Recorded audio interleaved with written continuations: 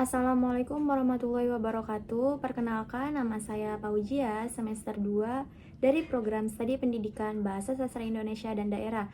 Pada video ini, saya ingin menyampaikan refleksi saya setelah mengikuti mata kuliah fonologi selama satu semester.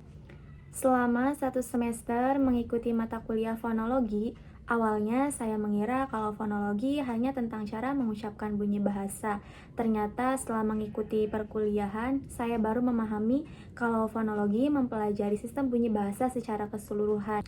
Materi yang dipelajari mulai dari fonetik, fonemik, alat ucap, bunyi segmental dan suprasegmental, vokal, konsonan, silabel, fonem, alofon, fonotaktik, sampai diftong dan kluster. Nah, dari semua materi tersebut, yang paling saya pahami yaitu fonem. Saya mengerti kalau fonem merupakan satuan bunyi terkecil yang dapat membedakan makna suatu kata. Saya bisa menentukannya lewat pasangan minimal. Saya juga jadi lebih paham cara kerja alat ucap setelah belajar materi vokal dan konsonan.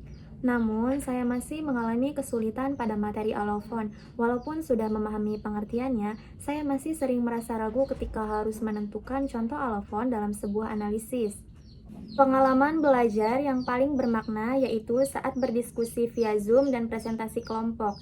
Walaupun dilakukan secara daring, saya tetap masih bisa mendengar pendapat teman-teman dan juga melihat cara mereka menjelaskan materi. Dari situ, saya mendapat banyak wawasan dari penjelasan dosen maupun teman-teman. Dari kegiatan tersebut melatih saya untuk berani berpendapat, bekerja sama dengan kelompok, dan lebih percaya diri dalam menyampaikan materi saat presentasi.